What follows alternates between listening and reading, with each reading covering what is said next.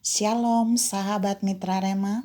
Hari ini tanggal 15 September 2021 kita akan sama-sama mendengarkan firman Tuhan yang terambil dari kitab 2 Korintus 5 ayat yang ke-17 yang berkata demikian. Jadi siapa yang ada di dalam Kristus, ia adalah ciptaan baru, yang lama sudah berlalu, sesungguhnya yang baru sudah datang. Demikianlah firman Tuhan, dan firman ini akan sama-sama saudara dan saya renungkan di hari ini yang saya beri judul direnovasi Tuhan. Saudara yang saya kasih dalam Tuhan Yesus Kristus, ayat tadi yang saya bacakan buat saudara itu berbicara bahwa untuk menjadi ciptaan baru kita harus ada di dalam Kristus. Kita harus ada di dalam Yesus. Kita harus ada di dalam firman yang hidup, yaitu Yesus Kristus. Mengapa? Ketika kita ada di dalam Yesus Kristus, itu bicara tentang keintiman. Nah, waktu saudara dan saya memiliki keintiman dengan Kristus, memiliki keintiman dengan firman-Nya yang hidup itu, maka di situ kita akan mengalami kehidupan yang baru, ciptaan yang baru. Kita akan direnovasi oleh Allah sendiri. Nah, pertanyaannya, mengapa bukan malaikat yang merenovasi kita? Mengapa bukan manusia yang merenovasi kita? Mengapa bukan pemimpin yang merenovasi kita? Tapi kok Kristus, tapi kok Tuhan yang merenovasi kita? Kita bisa lihat alasan itu ada di dalam 1 Korintus 3 ayat yang ke-16. Di sana berkata, intinya bahwa saudara dan saya adalah bait Allah, tempat Allah berdiam. Kalau kita adalah bait Allah, rumah Allah yang hidup, berarti yang harus merenovasi kita adalah sang pemilik bait Allah itu. Itu berarti Allah yang memiliki otoritas 100% untuk merenovasi saudara dan saya. Nah, kita mau lihat waktu kita ada di dalam Kristus, waktu kita membangun keintiman dengan Tuhan, kita akan mengalami beberapa renovasi dari Tuhan. Yang pertama, Tuhan akan merenovasi hati saudara dan saya. Ketika kita ada di dalam keintiman dengan Tuhan, hati kita akan diubahkan, akan direnovasi menjadi hati yang baru. Yehezkel 36 ayat 26, Dia akan berikan kita hati yang baru. Hati yang baru tuh hati yang apa? Hati yang taat. Jadi hati yang lama yang tidak taat direnovasi menjadi hati yang taat. Taat kepada Tuhan, taat kepada firman. Yang kedua, Tuhan merenovasi roh kita. Masih tetap di dalam Yehezkel 36 ayat yang ke-26.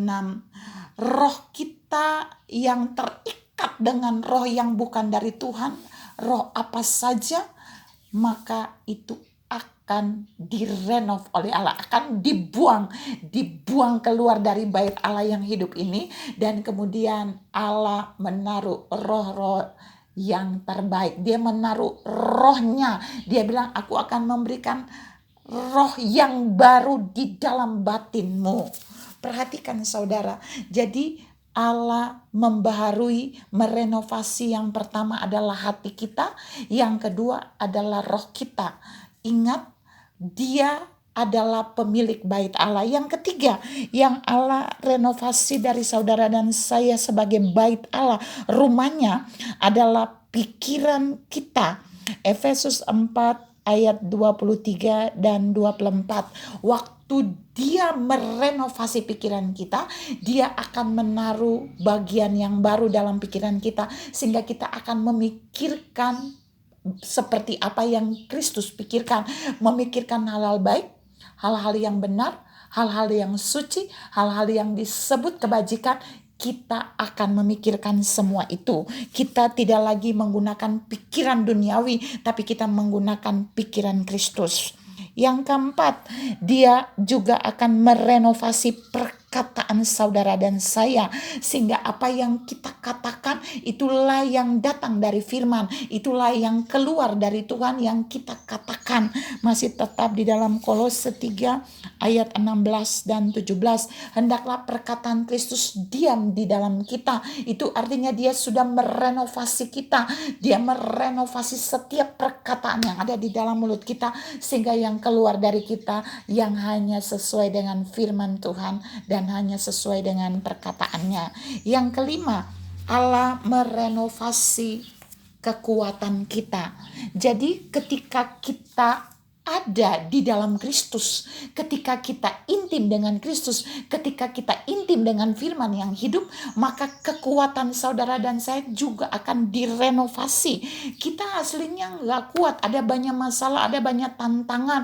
Oleh sebab itu ketika kita ada di dalam Kristus, ketika kita mengalami keintiman dengan Tuhan, di sana dia akan merenovasi kekuatan kita, sehingga kekuatan kita menjadi baru. Itu kita bisa lihat di dalam Yesaya 58 ayat yang ke-11. Dia membaharui kekuatan saudara dan saya. Bahkan di Yesaya 40 ayat 31 dia bilang dia juga memberi kekuatan yang baru. Kekuatan yang baru itu dapatnya dari mana? Ketika kita menanti-nantikan dia, ketika kita membangun keintiman dengan dia, maka terjadilah renovasi kekuatan.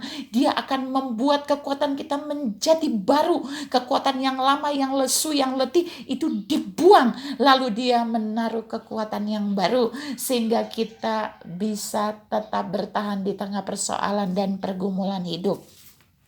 Saudara yang saya kasih dalam Tuhan Yesus Kristus, yang keenam, yang terakhir, yang direnovasi dalam hidup saudara dan saya sebagai bait Allah adalah karakter kita, tingkah laku kita, behavior, kelakuan kita itu direnovasi oleh Tuhan. Seperti apa renovasinya?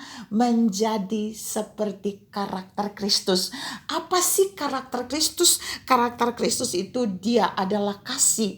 Dia yang penuh kasih. Dia akan merenovasi karakter kita sehingga kita memiliki kasih yang sama seperti Kristus. Kita akan memiliki hati yang sama seperti Kristus. Kita memiliki hati yang taat seperti Kristus. Kita memiliki hati yang tunduk pada otoritas Bapa, dan segala yang ada pada Kristus karakternya itu akan diberikan kepada kita ketika kita membangun keintiman dengan Tuhan, membangun keintiman dengan firman-Nya. Maka ketika dia merenovasi kita, maka karakter kita akan sama seperti karakter Kristus. Nah, 6 poin ini mau disampaikan bagi kita, telah disampaikan, dan Tuhan mau saudara dan saya mengambilnya, alami renovasi Tuhan dengan masuk dalam keintiman di dalam Kristus. Tadi dibilang kita yang ada dalam Kristus akan mengalami ciptaan baru, yang lama sudah berlalu, artinya yang lama dibuang, dan kita mengalami renovasi ilahi, kita mengalami renovasinya Tuhan, supaya melalui kita orang akan melihat Kristus ada di dalam kita. Tuhan memberkati saudara berlimpah. Salam siap direnovasi Tuhan. Amin.